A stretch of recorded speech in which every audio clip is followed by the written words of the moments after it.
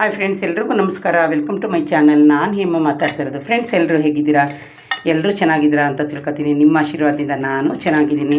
Friends, ಇವತ್ತು Monday. ನನ್ನ ಮನೇಲಿ ಸಾಯಂಕಾಲ ಊಟ ಏನು ಅಂತ ನಿಮಗೆ ನಾನೇನು ಫ್ರೆಂಡ್ಸ್ ಸಿಂಪಲ್ಲಾಗಿ ಮಾಡಿದ್ದೀನಿ.